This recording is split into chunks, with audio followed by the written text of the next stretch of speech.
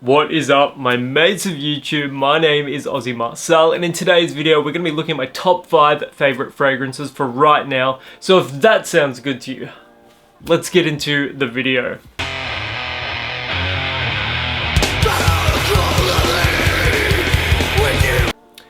Starting things off with the cheapest fragrance on the list, and that is Intimately by Beckham, or David Beckham if you prefer.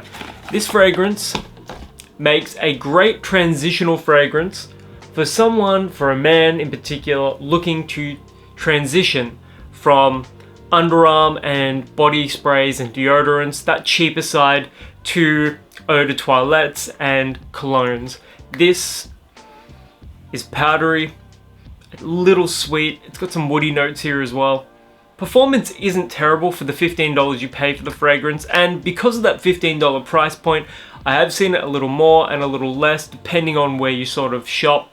This fragrance makes a great entry point for any man looking to get into perfumery and alternate fragrances other than the traditional Lynx or Axe body sprays. Performance is surprisingly good for what you're paying for this one as well, and it's pretty routinely going to get you compliments no matter where you are in the world, I reckon, especially during the colder weather. This is a killer budget winter fragrance. Next up, we are looking at probably one of the most talked about fragrances in the space right now, but for good reason, and that is Versace Eros. And this one in particular is the Eau de Toilette, and it is the cheapest of the bunch. Super sweet. It's masculine, but not overtly so. You've got sort of like a sweet apple or pear note. You've got vanilla, you've got a slight bit of mintiness to it as well. This is a great clubbing fragrance. It's been said before and it will be said again. As far as going out and clubbing fragrances go, this is one of the best you can possibly get your hands on.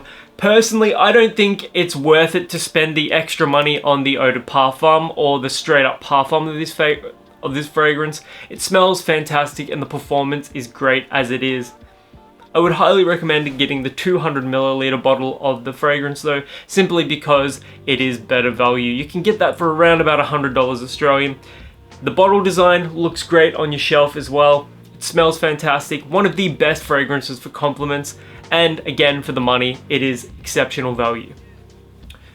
Next up is a fragrance by one of my sponsors, Dolce, and this one is Citrus Ginger. It is sort of their interpretation of Chanel's Bleu de Chanel. It's also got a magnetic cap.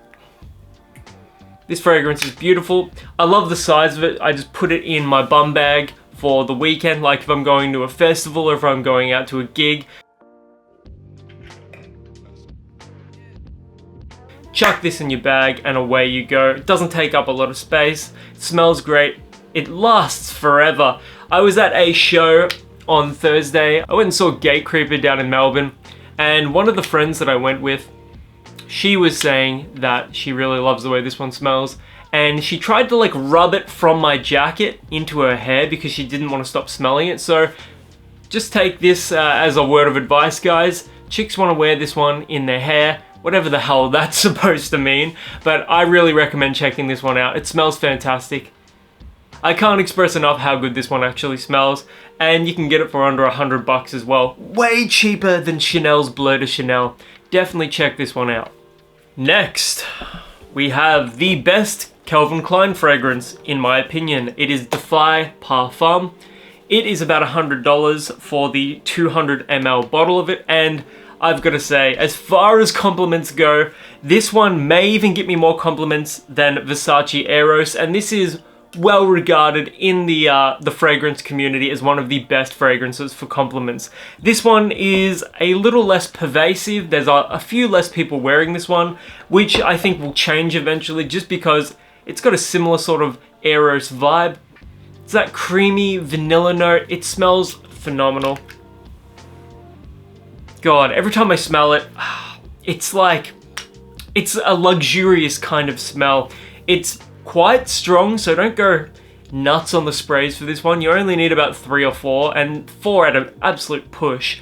But this one would suit the colder weather better. I love the way this one smells, and I routinely get compliments for it at work as well. I think I just inhaled a bunch of it because I can taste something, and it doesn't even taste that bad. It actually tastes like shit. Don't inhale it.